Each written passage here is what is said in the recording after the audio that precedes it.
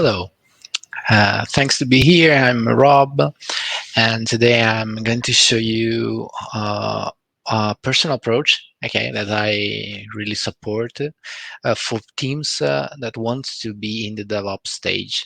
Okay, I'm a former developer. I usually develop few things still, but now I'm the CTO of a company, and I'm trying to guide the strategic guidelines of all the technical teams that are inside this company. So I'm trying to connect the dots. And my background is from development to data part, so big data engineering, and of course DevOps.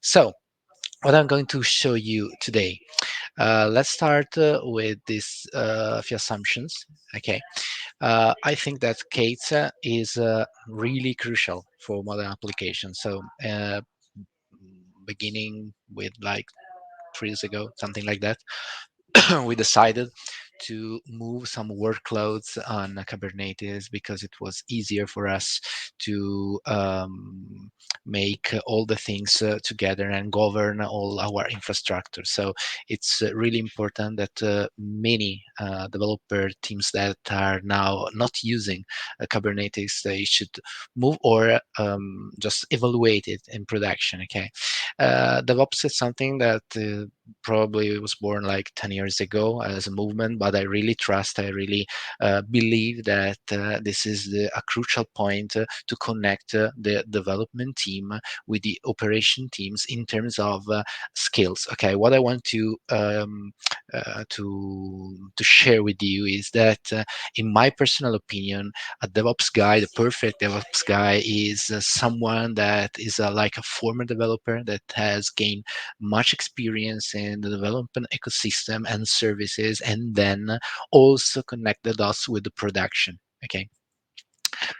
So, unfortunately, some teams are not really aware with the DevOps ecosystem, which is quite huge in terms of tools, in terms of processes, in terms of many things, in terms of skills. Okay, so this approach that I want to share with you is to reduce the curve, the learning curve that you should have with the DevOps world ecosystem. Why? Because there are many tools that divides you as a developer and the production and the Kubernetes side. Okay, so this approach has the milestone that this common principle that stands for many modern IT areas, that is start simple. Okay, so the desired process in a GitOps approach is like this one. Okay, this is maybe it's a simplified version. Okay, in this slide you can see the git commit of your code. Okay, that probably will trigger a build. Okay, an automated build. In case of failure, okay, developers are notified. But in case of success, probably this build artifact is like left in an artifact repository. Okay, may have could be like an npm, a NuGet package, or also like an artifact store that is internal to your DevOps tool. Okay, after that, probably another bot is building the Docker image itself and publishes to the image registry. Okay, and this is the starting part of the GitOps the GitOps area. Okay, when a new image is available, you should probably update the manifest of your YAML to be pushed into Kubernetes, and after that. Something may happen, like a PR on the GitOps repository, or the GitOps tool can detect the change and try to push into Kubernetes the new manifest, the new YAML to sync the cluster state. Uh, Here in the slide we have two main important aspects. Okay, one is the decoupling between the code and the GitOps.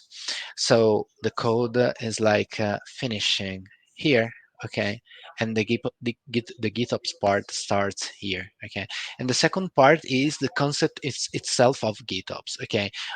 One of the main concept is to have like a repo, like a place with all your manifest of your all your application manifest that is continuously syncing with the Kubernetes states. So think about the main pillar of GitOps is to have the state of your cluster outside Kubernetes, so in like a Git repository, and something, okay, like a tool that sync that state with the desired state. So let's say that what is in the Git repo of the manifest should be also in the Kubernetes cluster.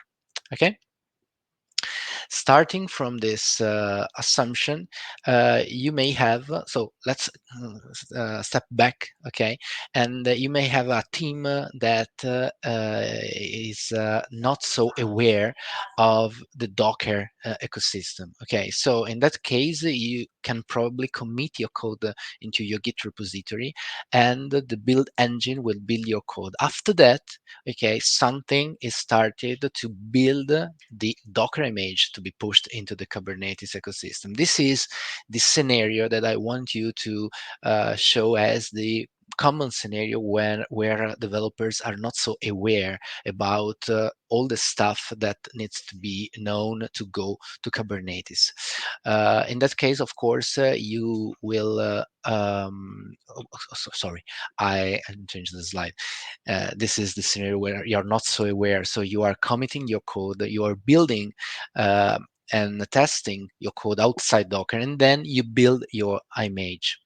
Otherwise, if you are aware, you will probably build the code and test it inside Docker. So inside the Docker image, you can perform all the building part and all the testing part. But to do this, you should be aware of Docker. And you as developer, you should prepare the Docker file with all the desired steps to build the code and to script it, okay, to run inside the Docker engine. After that, we can go to the Kubernetes part. Okay, when the Docker image is on the registry, you can update your manifest to and you can optional you can perform some modifications, some adjustment in terms of new features. For instance, if you want to promote your application to a web application or map a custom domain, for instance, you should probably put your hands inside the YAML that defines the ingress part, the ports part, the domain mapping part. So this is here. After that, you can probably create a pull request on another Git store. That is the Git store where the manifest exists, okay? And with the optional pipeline of review and merge, you can then go to the production part. All this stuff can be done with Git, with GitHub, of course, with many Git tools, with some other tools that are like Argo CD, Influx, not Influx, sorry, Gitflux, okay? So that's why I think that it's not so easy for newcomers to understand the big picture and going straight to the production line. So my proposed approach is to start simple. So this is like a monolith, okay? In if we think about microservices, okay, microservices are often compared to the monolith, the software, the monolith software architecture, okay? In that case, I will perform the same comparison, okay? If you want the desired solution, probably is more like the microservices part. So every service that perform their specific tasks to going in production. But if we think about a monolith, I will show you a single task that performs all the steps, okay, to run your code into Kubernetes, okay. In this case, we have the code pushed, a task that builds the code that generates the Docker file. So it's important that we are generating Docker files. So the developer doesn't know anything about Docker, and the pipeline is generating the Docker file for him or for her, okay? After that, we can build Docker image, the generation of the K8s YAML itself, So even the YAML can be generated at runtime to then be customized and pushed into Kubernetes. The last step is to save the result, the YAML result, to Git in order to have that kind of state in Git, which can be synced after that to Kubernetes. Okay, so let's see how to realize this monolith with Azure DevOps. Okay, we can create a new pipeline. So just the assumption, we have this code. Okay, this is like a console application. Okay, let's start it. Hello world. Okay, every second. So very simple .NET application with a while true. Okay, and we would like to push it in production to this Kubernetes cluster. Okay. Oh, sorry, this was my experiment a few hours ago. Okay. So we can use the classic editor to have like a graphical user interface to start simple, but after that we will move to YAML. So first step is to bind to Git a repository. We can call it, yes, demos CI is not a problem. The agent will run on Linux, and we can create the first part, that is the building of the code. So we can directly publishing. So publish is like restore, build, and publish. Okay, and here we can like say, okay, publish the say hello continuously. Okay, project. We may have some arguments like how to put like release configuration release. I don't remember in my memory. Okay, but okay, some arguments. This is the step build the code. Build the code. After that, we can generate a Docker file with some scripting. Okay. So here we can touch Docker file, and then we can add some few lines like from the image, etc., with scripting. So like with cat pipelining. I don't remember bash scripting. I usually use ChatGPT to have this kind of commands because I'm not so expert about this. But this can be the step of generate Docker file. After that, we can build a Docker image. So there's a task to do this. Okay, and let's just build Docker image to push it in the container registry that I previously configured inside the project settings. So in this area of DevOps, I configured some services connection, the AKS for demonstration, and the AKS is like the Azure Kubernetes services, so the connection to the cluster, and the connection to the image registry. So the container repository can be the name of the application. I can specify the Docker file that is created in the previous step and some few other things and parameters. And after that, I can generate the YAML. Okay, so I will use the command line again to take generic like a YAML for this kind of application that I have here in my repo. So this one that is generalized just by this build number. Okay, so what I want to say is take this YAML. So with a step that can be like cp kubernetes slash say YAML, and then some sed minus I like locally slash deploy YAML, something like that. So I'm copying it locally, and then I'm replacing, I don't remember, of course, the syntax, the build number with the build number that I have inside the context. So something like that. Okay. And this can be the step generate K8s YAML. After that, I have the publishing part. So there's a specific CTL action to do this.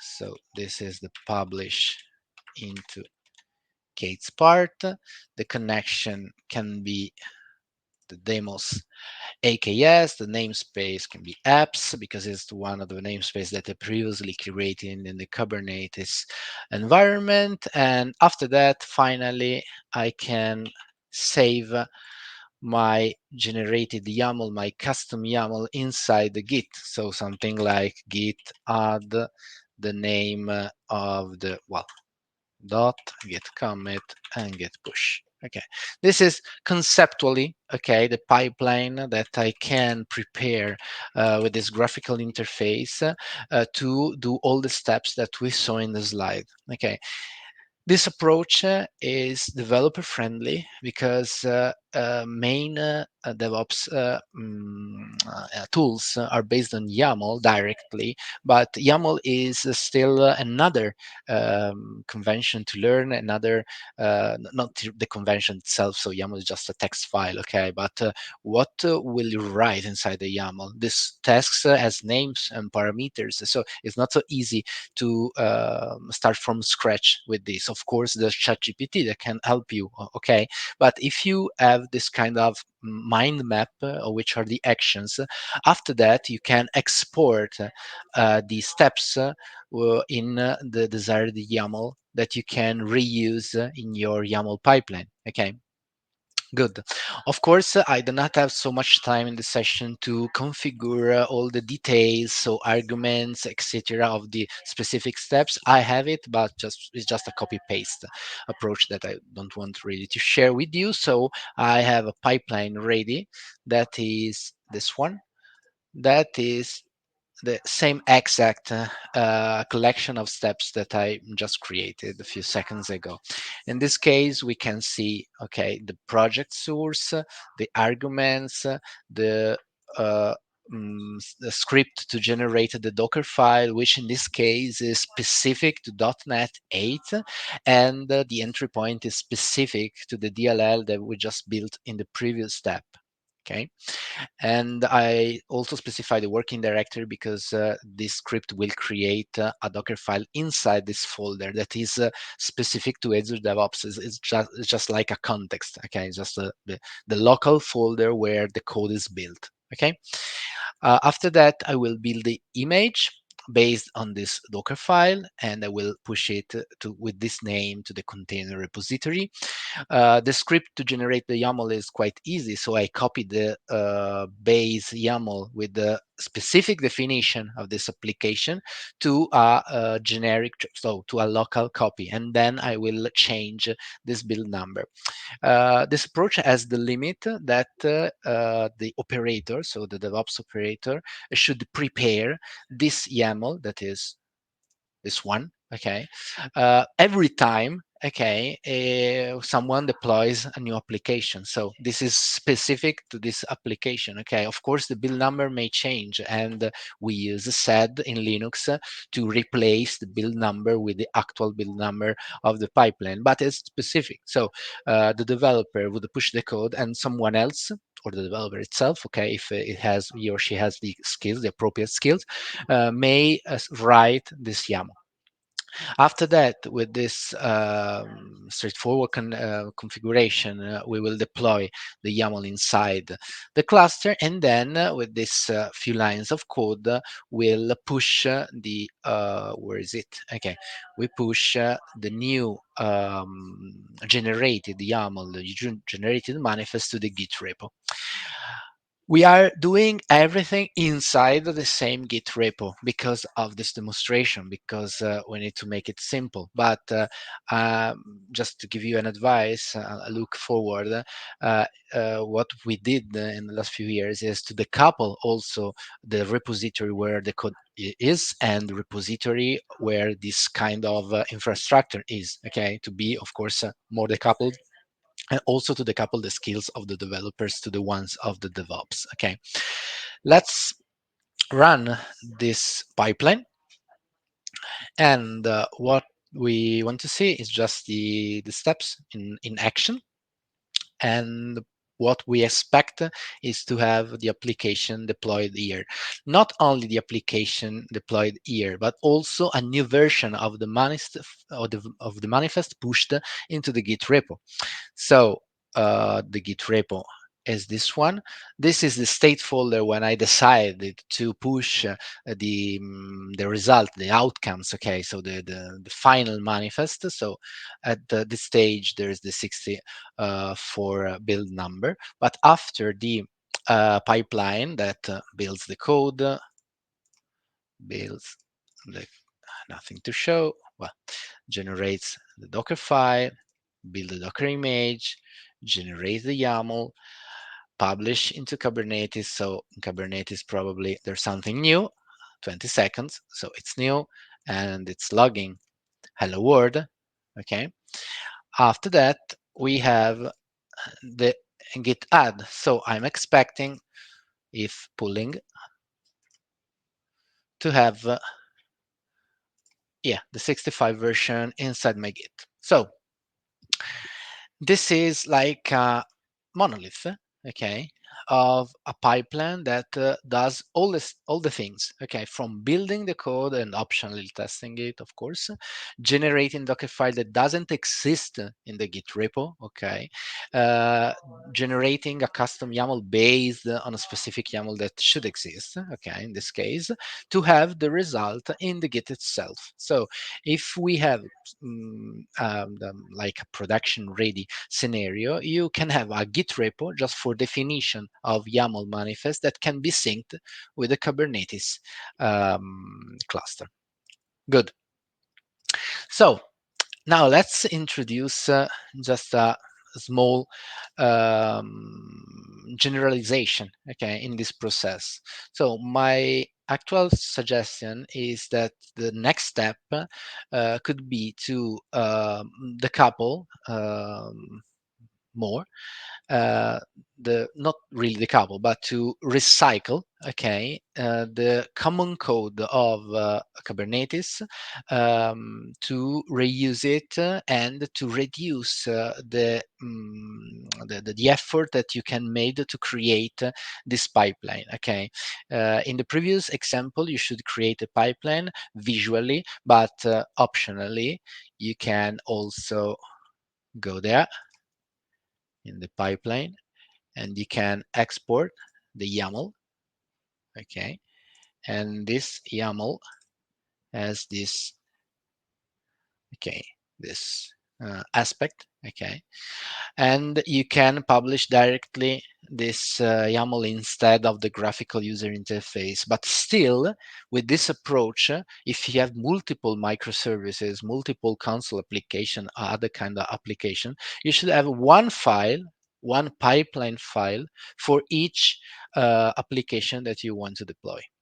So what I want to suggest right now is to introduce some generalization step.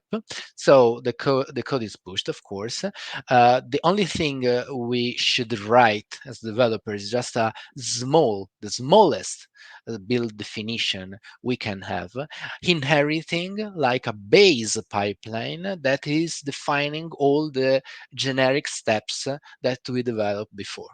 So what we want to do is generalize this part. How to do this? Well, we can work on this YAML and say that something like that can be parameters. Okay, so parameters, I don't remember exactly the syntax, okay, but this can be the app name, okay. These parameters can be defined on top of the YAML, okay, like parameters, and then we can say app name, type string, and something else. I have I have prepared this base pipeline. So this is what we need to generalize it. So this pipeline base has three parameters: the application name, the CPU and memory, the desired CPU and memory. But of course, we can have many more parameters to customize our build definition. And I replaced the fixed part of the pipeline with this generic placeholder, which take parameters from the context. Okay, here in the Docker file, here in the container registry, here in the customization of the YAML. I created a new deployment template that deploys an application to Kubernetes that is not so specific anymore to the previous console application, but is generic. Okay, and using the sed, so just Linux scripting. Okay, I'm replacing all the tokens with the actual parameters. So this is the step when I take the template, copy it locally, replacing all the placeholders to produce and show in the console the customized YAML to perform the job. After that, it's quite the same. So even the Git part, of course, is generalized here. And we can use this pipeline based with very few lines of code. So the new pipeline for the say hello continuously project that before was specific may change to this. So this is really tiny, okay, a tiny file that anyone can write. Even the developer that doesn't know anything about DevOps can write something like inherit from this pipeline, and you just need to know that you should place a few parameters: the app name, the CPU, and the memory desired. I connect this pipeline in DevOps by doing this. So in pipeline, you can say new pipeline starting from YAML, uh, and you can select an existing YAML file inside the Git. So this one, the composite one.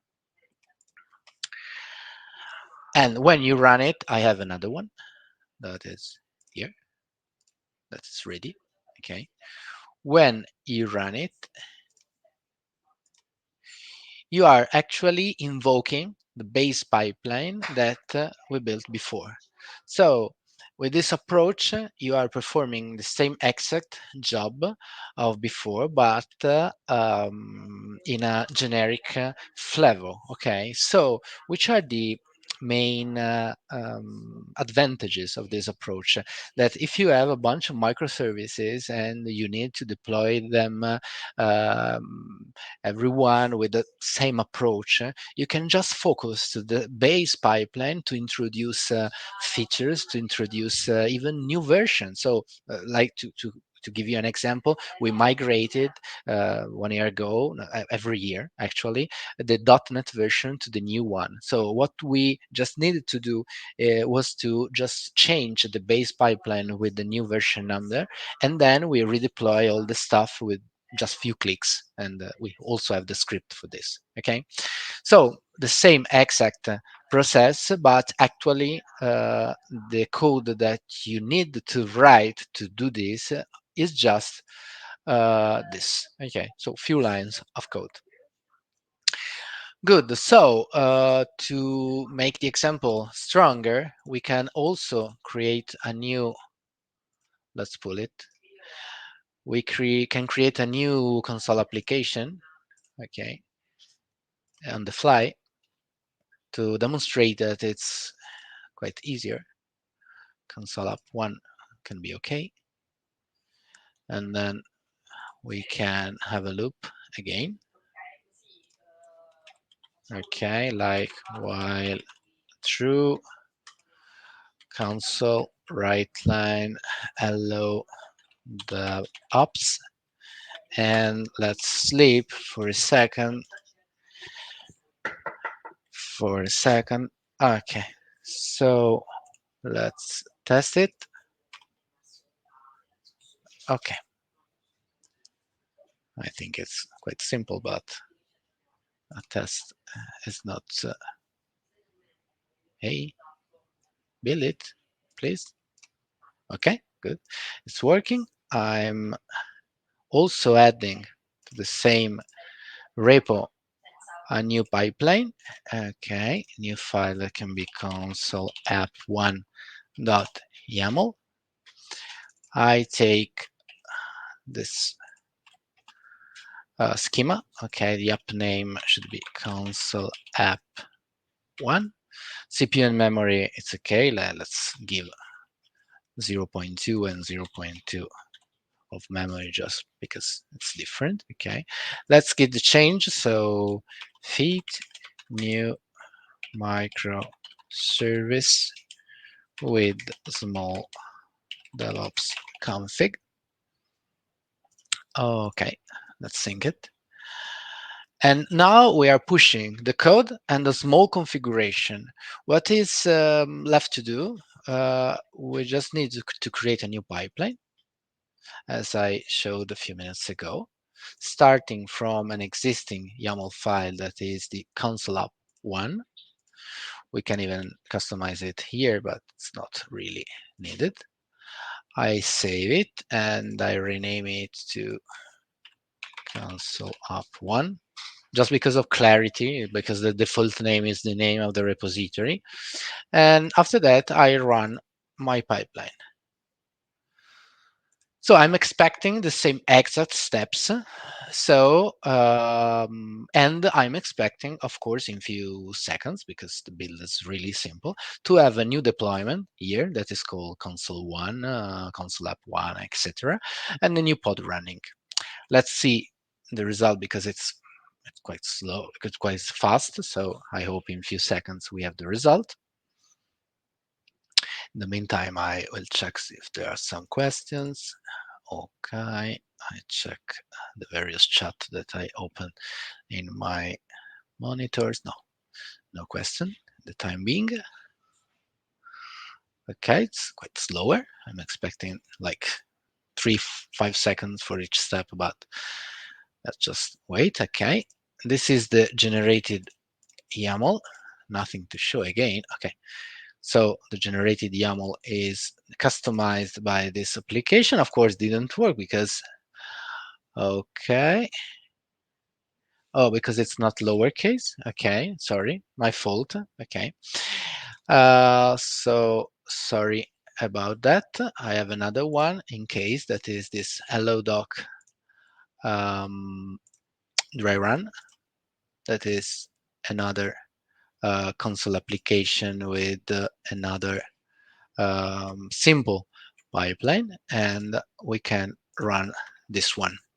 Why I'm running this one? To show you that the more pipeline and microservices are built with this approach, the more YAML manifest will be here in the state folder. So this GitOps approach will populate your state folder or your dedicated repo for this with all the manifest of your cluster. What it means? It means that after that, you can control of the deployments of your Kubernetes from there, or you can even put a tool inside between your Git and Kubernetes to sync the state. So this can be the starting point to introduce something like Ergo CD or Flux, etc. So let's come back to the build. Perfect. So here we have another service. And the good thing is that we can, let's sync again the state. We can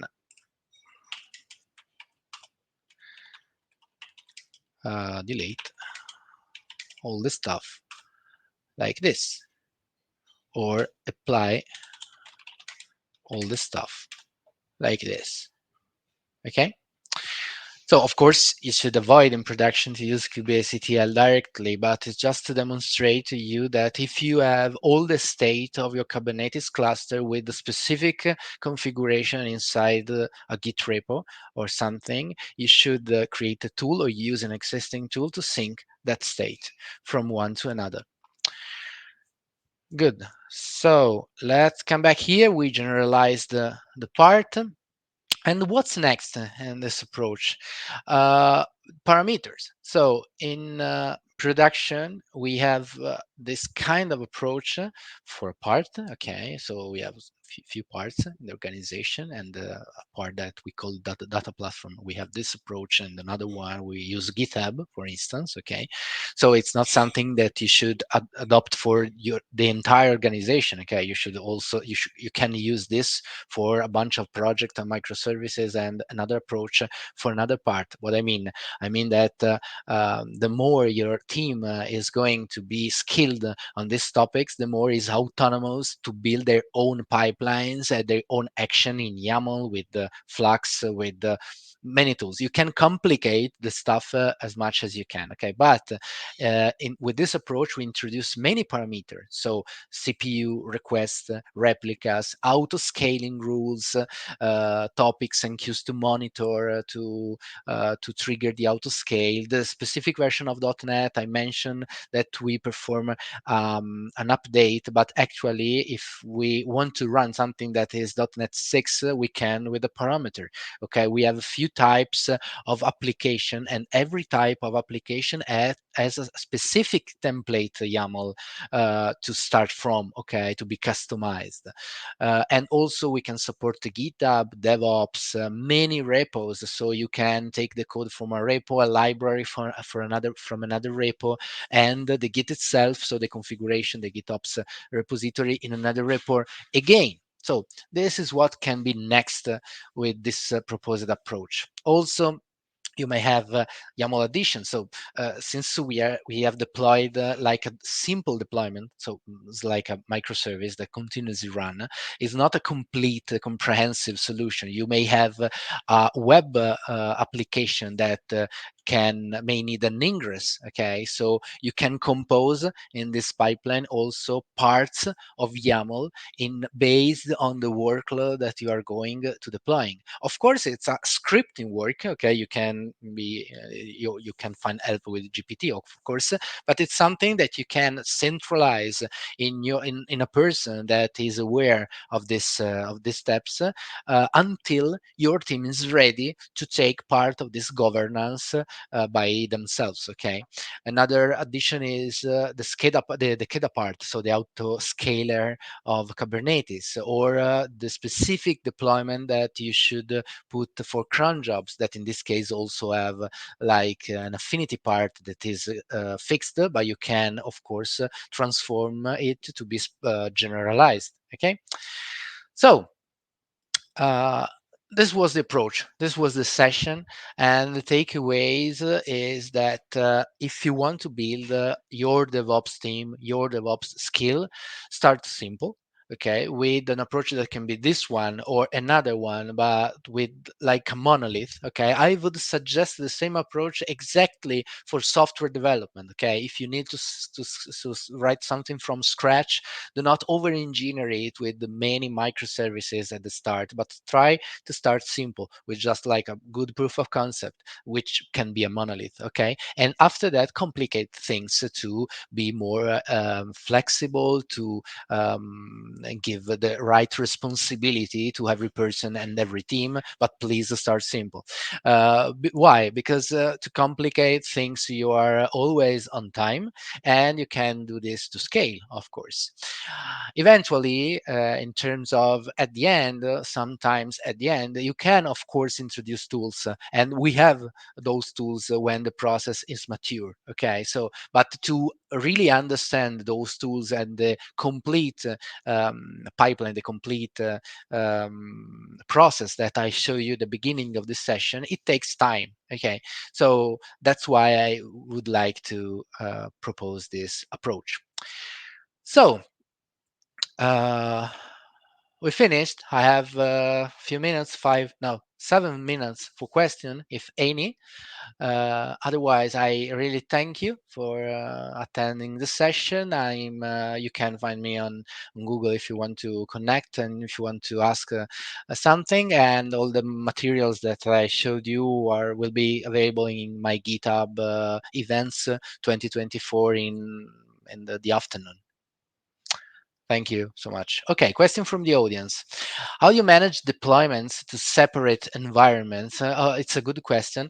One of the parameters, I was really fast, but one of the parameters, not this, it's not in this screenshot, but one of the parameters was about the deployment environment. So we have a parameter that chooses the right cluster or the right namespace, and you can even create your own small sub process to say that everything that that goes automatically can go with like a prefix to have like staged deployments. For instance, you can say in the base pipeline that everything that goes automatically on in production is not really in production, but it's like a UAT environment. Okay, and after that you can make a few lines more of code to promote it to production, for instance. But you can perform almost any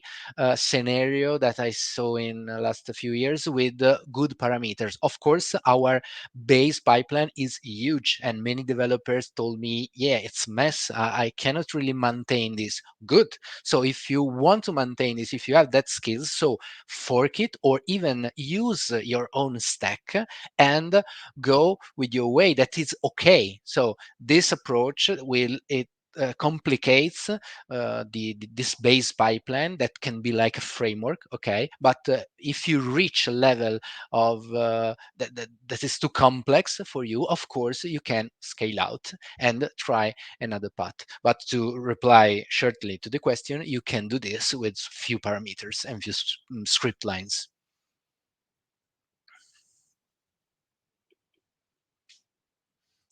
Okay, if you have any other question. Okay, I see in the private chat no more question. So thank you very much for attending the session. And as I said, I'm available if you want to get in touch and discuss later this of this approach and any other stuff. Thank you so much.